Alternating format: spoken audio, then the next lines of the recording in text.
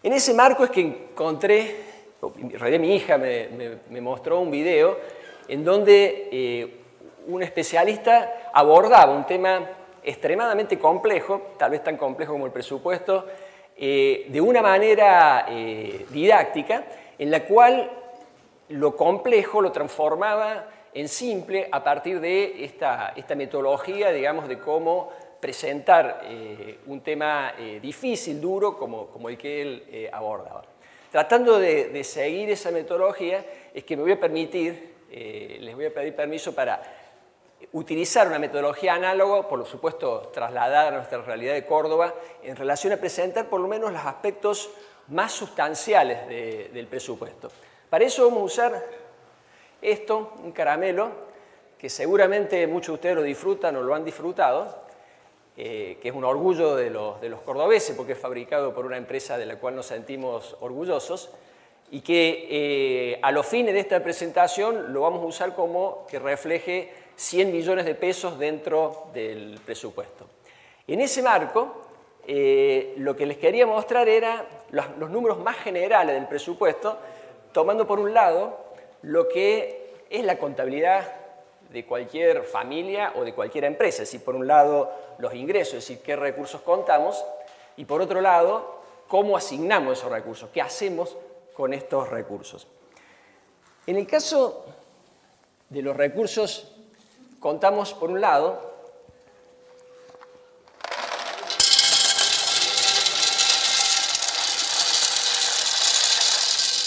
esto refleja o trata de reflejar lo que es las transferencias no discrecionales, las transferencias automáticas que hace el Gobierno Nacional.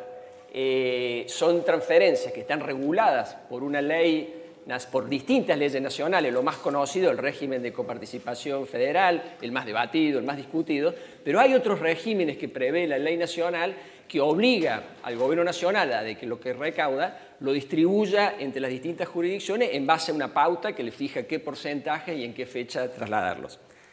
A eso se complementa con algo también bastante debatido, pero que en Córdoba es relativamente pequeño. Estos son las transferencias discrecionales. Esta es la proporción de las transferencias discrecionales. Es decir, son recursos que transfiere el Gobierno Nacional, pero que no están pautados en una norma preestablecida que dice cuánto le corresponde, por ejemplo, a Córdoba y en qué momento trasladarlo, sino que depende, en definitiva, de una decisión de un funcionario nacional de decir trasladarlo o no. Como ven, esto para Córdoba es relativamente pequeño, no ocurre así en otras provincias donde las transferencias discrecionales ocupan un espacio muy importante como fuente de recursos. Finalmente,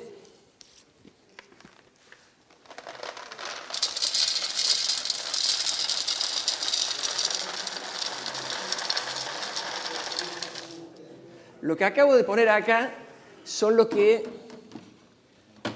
recauda la provincia con su propio sistema tributario, es decir, el esfuerzo que hace Rentas, en definitiva el esfuerzo que hacen todos los cordobeses al pagar el impuesto inmobiliario, automotor, sellos y fundamentalmente ingresos brutos. Representan más o menos la mitad de los recursos totales de la provincia, transferencias nacionales, que como le digo hay una pequeña incidencia de las no automática, la mayoría es automática, y más o menos la otra mitad recursos propios. Como saben, estamos en crisis, hay una crisis difícil que golpea tanto a las familias como a las empresas, y por eso en este presupuesto que le estamos proponiendo incluye algunos cambios en la política tributaria interna que básicamente implican una reducción de impuestos a los sectores productivos y a las familias. Son más o menos un poco más de 6.000 millones de pesos que disminuye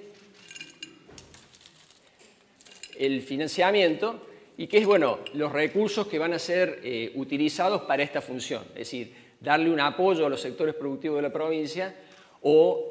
a las familias en situación de mayor vulnerabilidad a través de la reducción de impuestos. Una cuestión metodológica, si se quiere, este financiamiento del Estado, que son unos 240.000 millones de pesos, no incluye la coparticipación municipal. Ustedes saben, la coparticipación municipal es un ingreso que entra a la provincia y que automáticamente se lo traslada a los municipios. A los fines prácticos es un pasamano, con lo cual no tiene incidencia y por eso directamente preferimos no incluirlo acá y incluir solo los ingresos genuinos. En el caso de los gastos, el componente más importante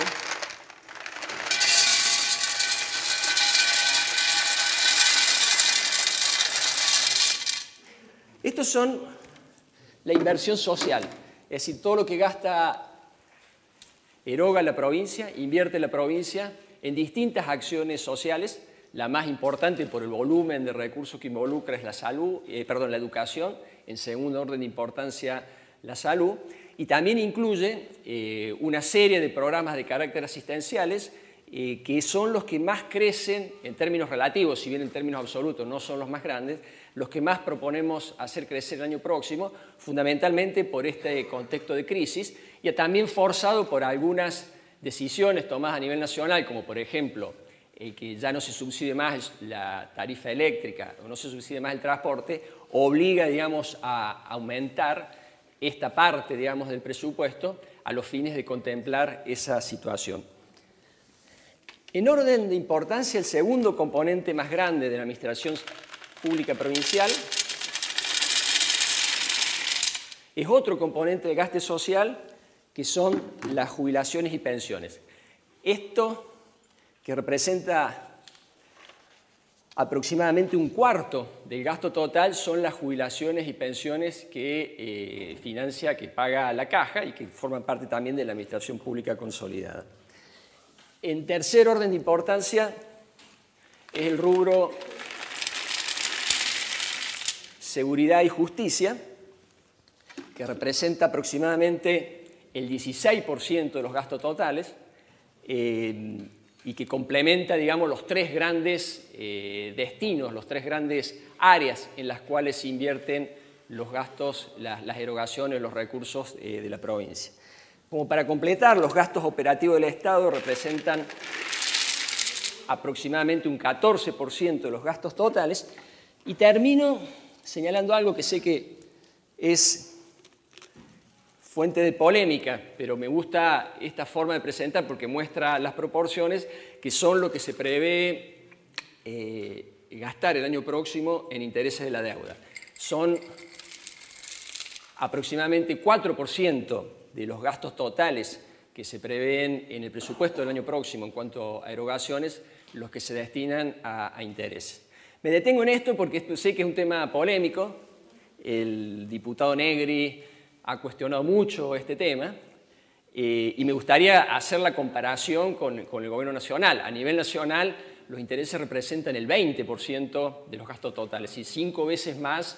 que lo que representa para el presupuesto provincial. A nivel nacional se gasta más en intereses que en sueldos. El presupuesto que votó el diputado Negri, contempla intereses que va a pagar la Nación el año próximo por un volumen que supera el total de los sueldos que va a pagar la Nación. En el caso de Córdoba, digo, no es una cifra irrelevante, pero sí una cifra acotada si tiene en cuenta el resto de los gastos. Pero lo más importante de esto es mostrar la otra gran diferencia con el presupuesto nacional, que es que los ingresos son superiores a los gastos operativos del Estado. Es decir, hay una brecha importante entre los ingresos y los gastos, que es en definitiva lo que se denomina técnicamente el superávit, o que más vulgarmente llamaríamos el ahorro. Es decir, que con todos los recursos que tiene la provincia, se le permite hacer un funcionamiento normal del Estado, con una gran inversión social, incluyendo este aumento en programas sociales, incluyendo el pago de intereses, y aún así tener un ahorro que es la base para el proceso de inversión, el programa de inversión muy ambicioso que tiene la provincia. En ese marco, entonces, quisiera contarles un poco qué se hace con este ahorro y cómo es el plan de obras. El plan de obras, que se prevé continuar el año próximo, incluye, como siempre, grandes componentes. El más grande siempre es las obras viales.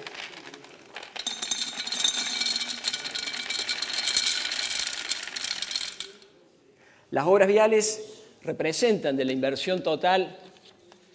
de unos casi 49.000 millones de pesos, un 36%. Acá está el terminar con el anillo de circunvalación, pero muchas otras obras que por ahí ni siquiera conocemos porque se desarrollan en todo el territorio del país, de la provincia, tanto de rutas como de puentes, que hacen que sea un poco más del tercio del total de la inversión. En segundo orden de importancia, las obras hídricas y cloacas, que para este ejercicio, el ejercicio próximo, va a representar un 28% del total del plan de inversión que tiene previsto la provincia. Y permito destacar para este año, cosa que no ocurrió en el presente ejercicio, pero sí va a ocurrir el año próximo, obras de infraestructura de carácter social, básicamente escuelas y hospitales, que representan un 17% del plan de obras y que son claves para darle eficiencia y calidad a los servicios sociales, tanto de los hospitales como el servicio educativo, el hecho de tener un componente de inversión importante. Finalmente, hay una serie de obras complementarias. Esto incluye, por ejemplo, los gasoductos, que ya tienen un componente marginal el año próximo, que ya están próximos a terminar, lo que hace el total de esta inversión prevista en el presupuesto del año próximo de 49.000 millones. ¿Cómo se financia esta inversión? Bueno, lo más importante de esto es que tenemos esto, es decir, que tenemos una diferencia entre ingresos y gastos, que es la base, como lo es el presente año y lo fue en los anteriores, que seguirá siendo el año próximo. Este ahorro, que en definitiva es la diferencia entre ingresos y gastos, son casi 22.000 millones de pesos. Y se complementa, como en años anteriores, con un financiamiento adicional a los fines de completar el plan de obras.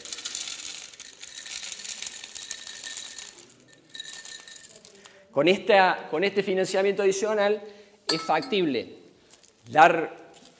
hacer realidad, digamos, todo este ambicioso plan de obras, concluir estas obras que ya están en etapas avanzadas de ejecución y avanzar con otras muy importantes, como les digo, es el caso más novedoso, el caso de varias escuelas y hospitales que son fundamentales para el desarrollo de la provincia. En síntesis, yo diría es un presupuesto con superávit,